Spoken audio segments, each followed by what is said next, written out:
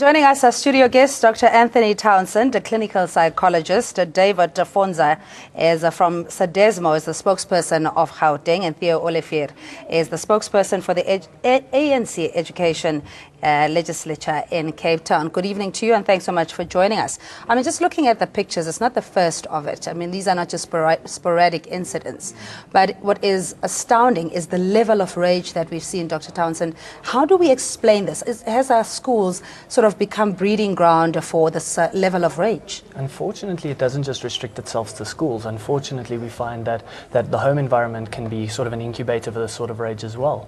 We often find that with young children who do become bullies, perpetrators in that sense, often are trying to compensate for their own sense of helplessness and inadequacy, either from an inconsistent violent home, or if they're academically underperforming, they feel helpless and victims in their own rights, and they try to transfer that sense of victimhood over to other children. And often that's why we see such uncontrolled aggression and rage a lot of the time. Yeah, but can we afford to just blame the school? Because, you know, parents are either working, trying to provide for the family, they're often absent, and the kids are raised by either a guardian or domestic worker. So you can't detect the symptoms early enough. Is it fair, David, to rely solely on the schooling system to, one, deal with this dysfunctionality and antisocial behavior? Thanks. I think on that note, we cannot always say that the system of the school must also deal with this, with the bullying at school. Sometimes we need to look further on how the government intervene. How does the government intervene? Because there are systems put in place which sometimes even the teacher, if they are going to beat the corporal punishment to the children, the government is going to intervene and say that this has been banned. But also the government, I think they must pass a law that is going to say if a children is bullying other children, it's going to be taken to juvenile and then to deal with these cases and find out other solutions. Because because now this children is still going to be remain at school, and then there is nothing going to happen with that children. But the victimized student, how is going to feel?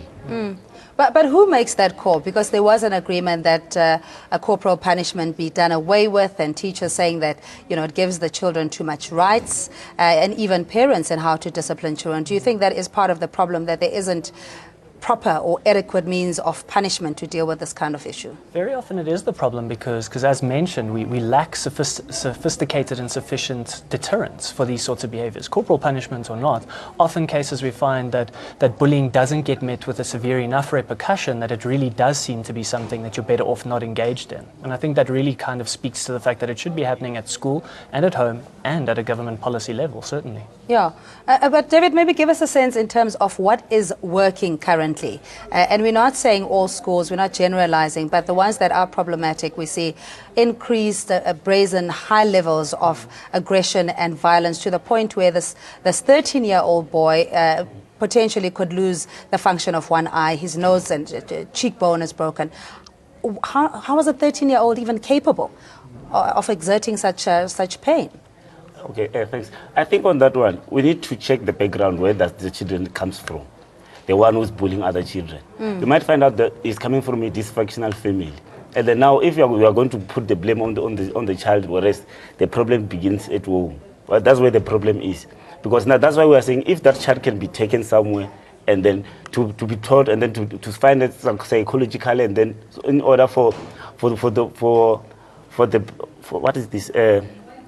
The community. Yeah, the community, in order for them to understand that the problem is not with the children, the problem is with the parents. Because now if the parents, they are failing to raise their children well, it's not going to affect only them, it's only going to affect the community, and then on how the community should grow, and then how is South Africa increasing the population of, how is South African government having a good population of people who are going to be a good leaders of South Africa tomorrow. Because now if they are growing like this, it's going to create a problem which we are no longer going to deal with it. I think now it's better to deal with the problem where it's still at early stages rather than at a later stage. Yeah, Dr. Townsend, maybe this as a microcosm of what goes on in society when you see with road rage and how we interact generally across color lines, or when things are heated or contentious, that maybe this is something that we carry into our home environment as well, and the children are emulating this. So how then, if stuff like that, abuse happens behind closed doors and the child has no avenue or ability to vent,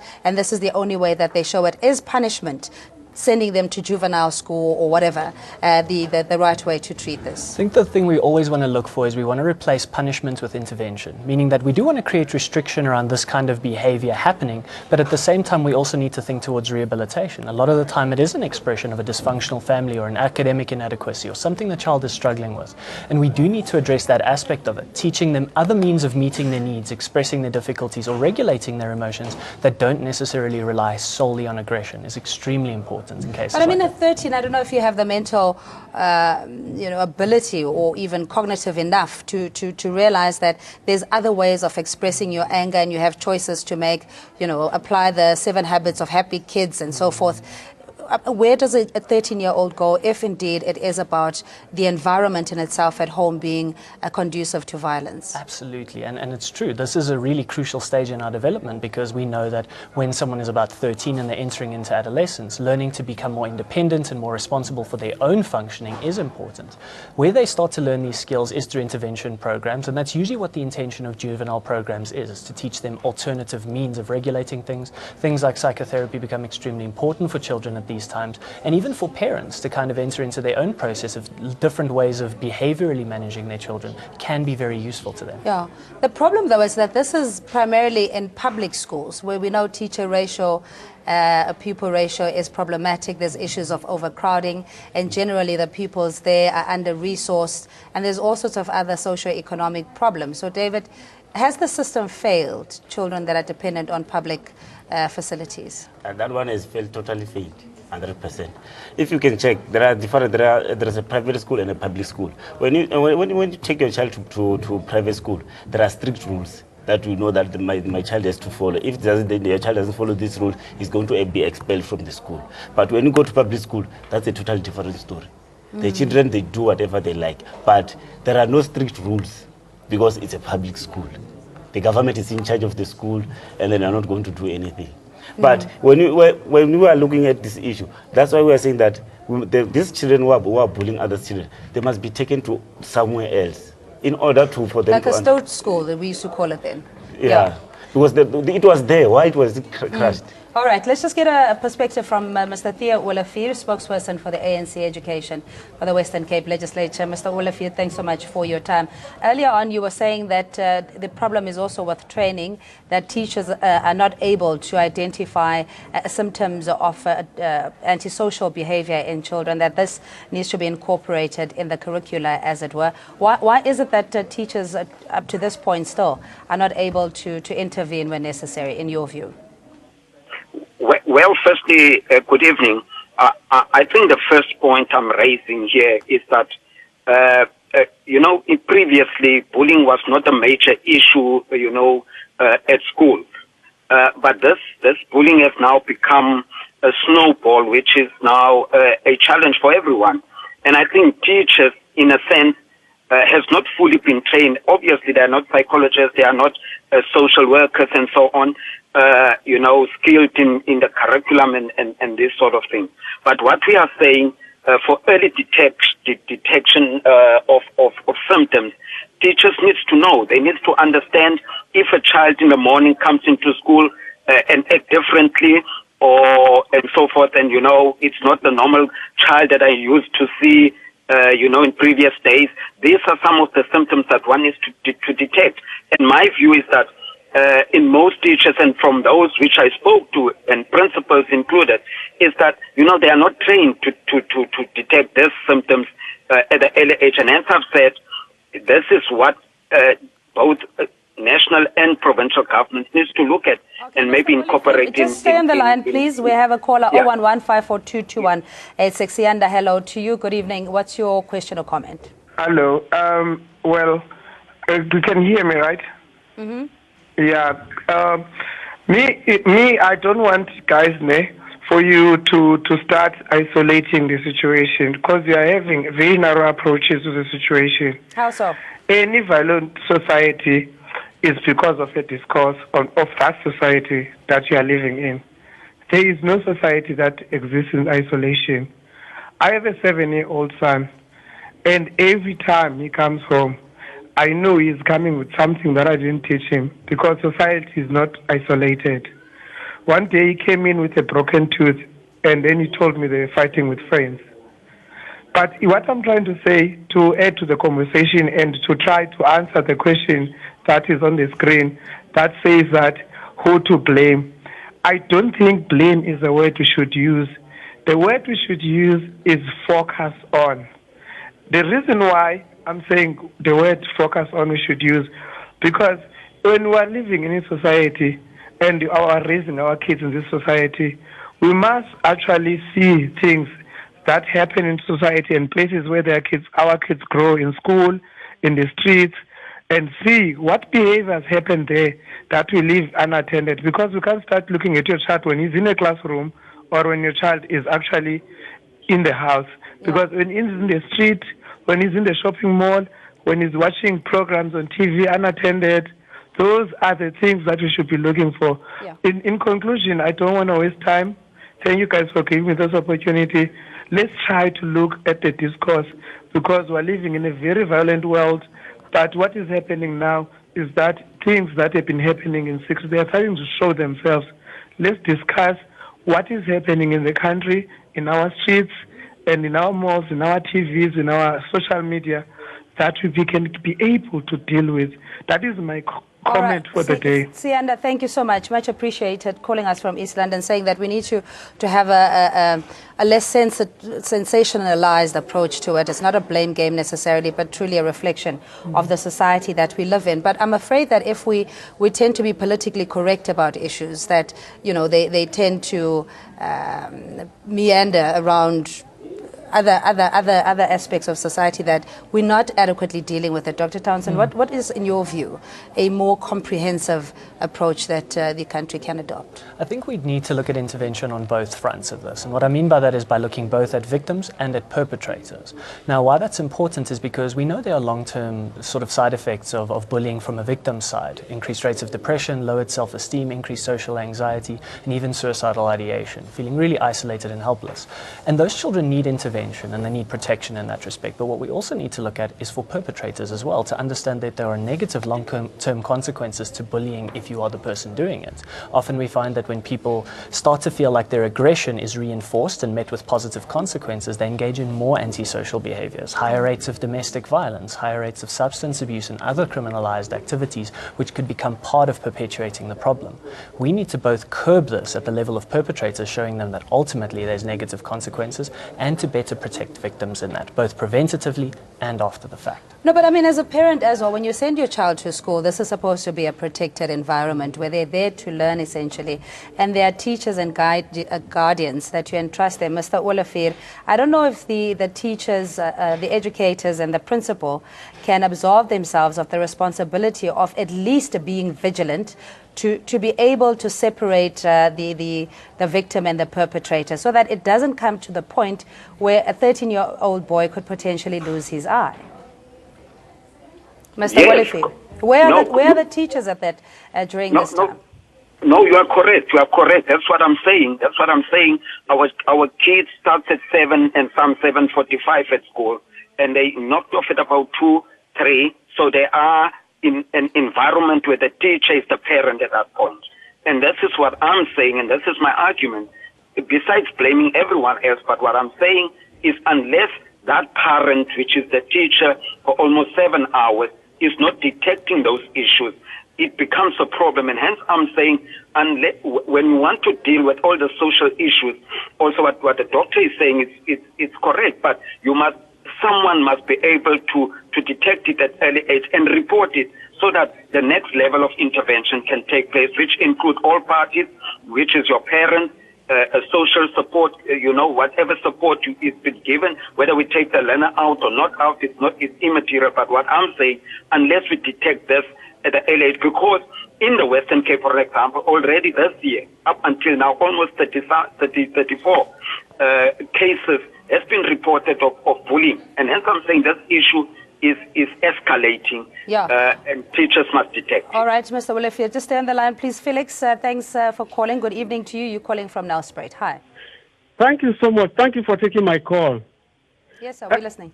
Yes, actually, this is a problem of lack of mutual respect. And it starts very early. When a child is growing up, and you don't teach him right when he's very, very young that you must respect the other person so that the other person can respect you, it's a feeling of superiority, a feeling of inferiority complex that we did not inculcate in our child right from when they were very young. And it is made worse by the fact that they abolished corporal punishment. Now we have very violent kids who we cannot do anything about, who can even beat up their teacher simply because the law has made it impossible for us to discipline them because of lack of corporal punishment. When I was growing up, it was not like this. Everybody knows it. It was never like this. Because we were trained, we were beaten when we misbehaved, and they told us to respect each other. And that is what is going on. Except we bring back corporal punishment, let these kids know who is in charge. Yeah. Otherwise, they will keep on bullying everybody, including their teachers. I agree with you, Felix. Thanks so much. Glenn in Johannesburg, good evening to you. Good evening, precious people, and you very nice presenter all the time. Oh, bless you. Thank you, Glenn. What's your question or comment?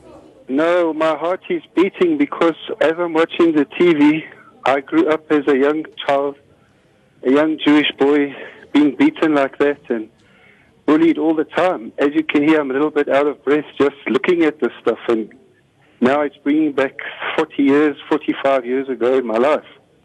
Yeah, and how have you dealt with that? I mean, this incident transcending into your adulthood, and I can resonate, by the way.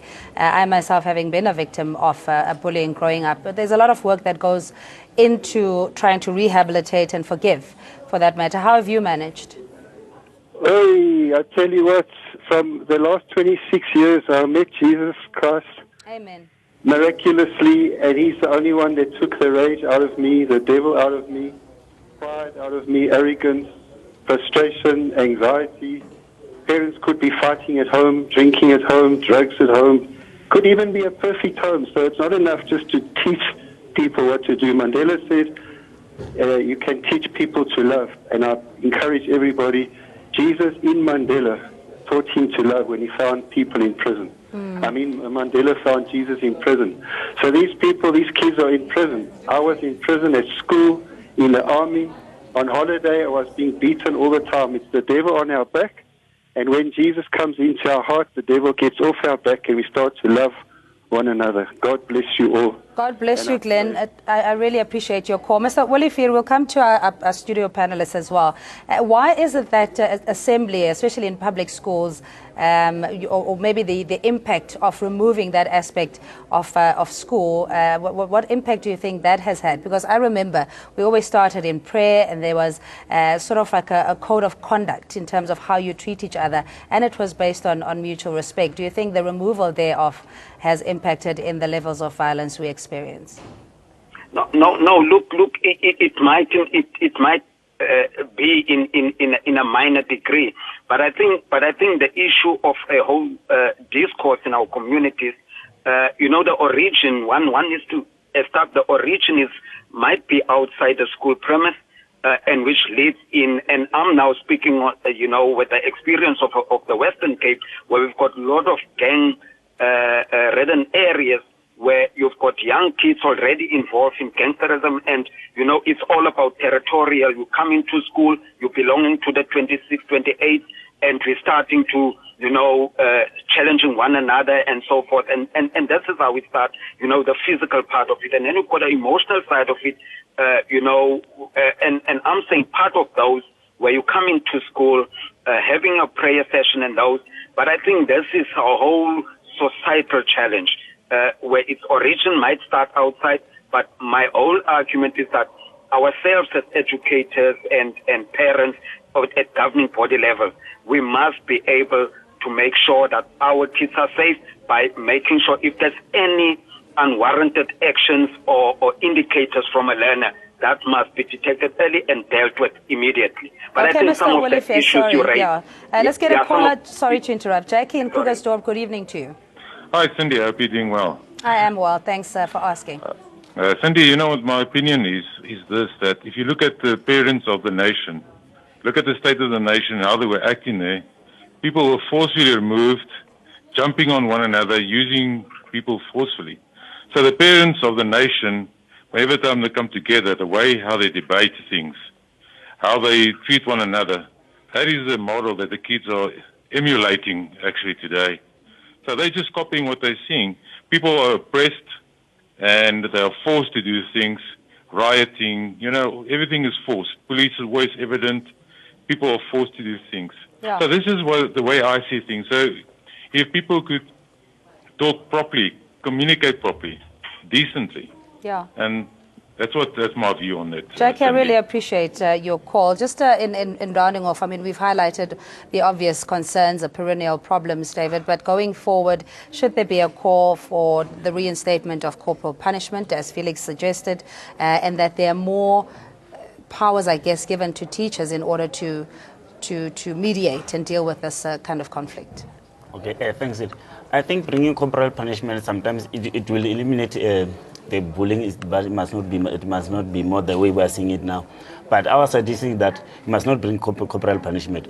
It's either we must have a juvenile where the system we were saying that there was a stone, something like that, where there was those children were taken there and then they were deal with. And I think by that one, and now there's a different time. It's not the same as that time where there was a corporal punishment. Now it's a different time and there is a different generation. So I think now it's better if we say that we are taking these people to juvenile where they are going to be understood and then they are going to deal with them specifically. Yeah, Dr. Townsend, just give us maybe, I don't know, a survival kit tips in terms of dealing with this, considering what Jackie was saying, that this is a reflection. We are role models as parents and adults who have failed their children and they're emulating us. What are the international best practices that we can learn from? Typically we find in cases like this, for parents specifically, is to make sure that your children understand that aggression is never a means of conflict resolution or a way of having your needs met. And parents have to be very, very careful to use aggression as a means of control with their children.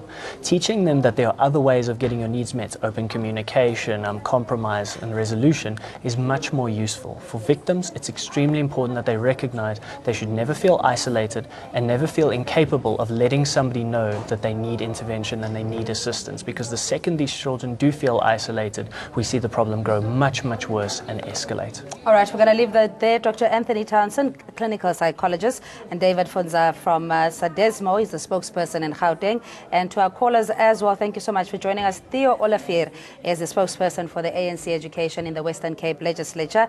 Glenn and Joburg, we appreciate you. Felix and Nelspruit, Sianda, East London, Shara and Jackie in Krugersdorp, everybody else that participated, much appreciated. We'll take a quick ad break.